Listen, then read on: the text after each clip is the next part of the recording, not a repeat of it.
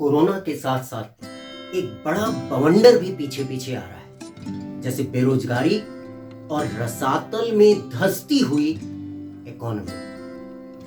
Tour and travels, hotel, automobile या aviation जैसे बड़े सेक्टर में बड़ी संख्या में लोगों की नौकरियां या तो जा चुकी हैं या जाने वाली हैं। इसके साथ ही मजदूरों का बड़ी संख्या में अपने गांव की ओर पलायन, कुछ तो पहुंचे, कुछ रास्ते से वापस कर दिए गए, कुछ को ट्रेन या बसों ने कुचल दिया।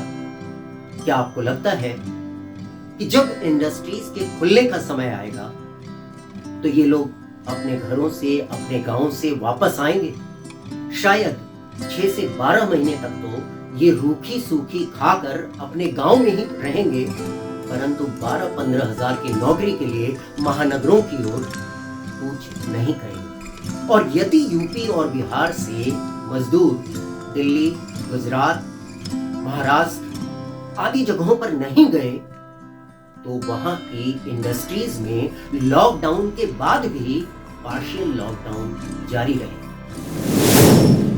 इकोनॉमी का चक्र घूमता हुआ दोहरी मार करता है। लोगों के पास यदि जॉब नहीं होगी तो उनकी इनकम पर असर पड़ेगा, और यदि इनकम कम हुई तो उनकी परचेजिंग पावर ये कम होगी, और परचेजिंग पावर कम होने का असर मार्केट पर पड़ेगा, और मार्केट में यदि बिजनेस कम हुआ तो उसकी वजह से इंडस्ट्रियल प्रोडक्शन कट करना पड़ेगा, और यदि इंडस्ट्रियल प्रोडक्शन में कमी करनी पड़ी तो उसका असर सीधा सीधा लोगों की जॉब पर पड़ेगा, और इंडस्ट्रीज को फिर से वर्क फोर्स घटाना पड़ेगा।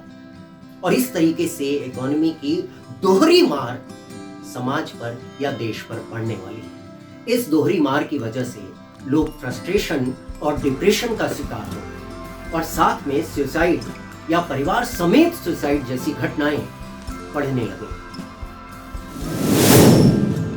अब यदि हमें देश की आर्थिक स्थिति को सुदृढ़ बनाना है तो हमें सेल बढ़ानी पड़ेगी।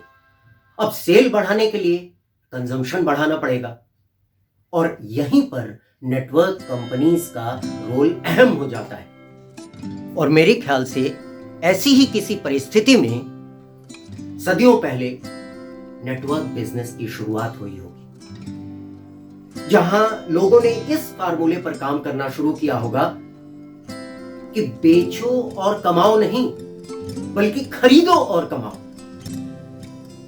अर्थात इनकम होगी तो मैं खरीदूंगा नहीं, बल्कि खरीदो तो इनकम होगी।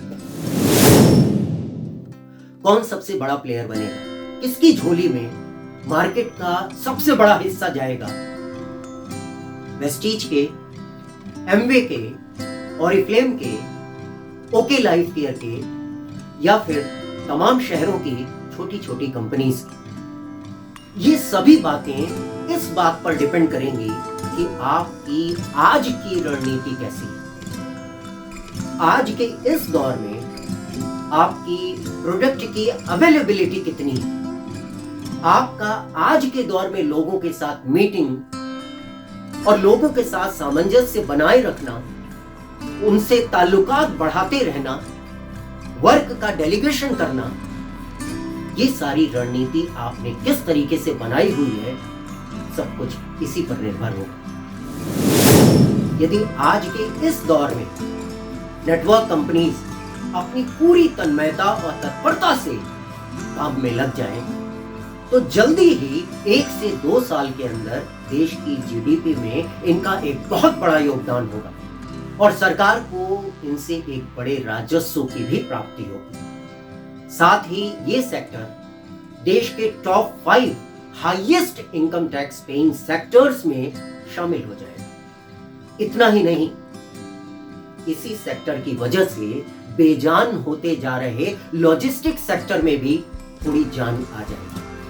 देश का ऑटोमोबाइल सेक्टर भी इनकी वजह से थोड़ा सा चल निकलेगा, और साथ ही साथ इन सेक्टर से कमाई करने वाले लोग ही रियल एस्टेट सेक्टर के भी बड़े खरीदार बनेंगे। नौकरी जाने की वजह से लोगों के अंदर हताशा, निराशा और डिप्रेशन आएगा, और यदि आप नेटवर्क बिजनेस में हैं तो आप इनके अंदर हौसला, आत्मविश्वास बढ़ाने के साथ साथ भविष्य के प्रति इनके अंदर आशा की एक किरण जगाने का भी कारण बनेंगे।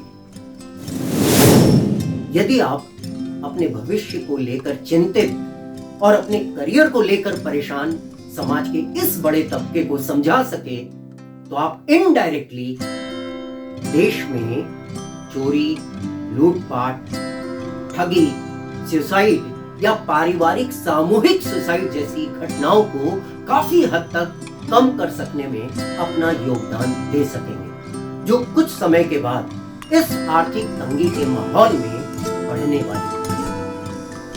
आप समाज और देश में आत्महत्या और डिप्रेशन का शिकार होने वाले लोगों का आंकड़ा काफी हद तक कम कर सकेंगे। बड़ी संख्या में बढ़ती हुई बेरोजगारी सरकार के लिए एक बड़ी चुनौती है और आप अपनी सक्रियता और कर्मठता से सरकार की इस जिम्मेदारी में अपनी हिस्सेदारी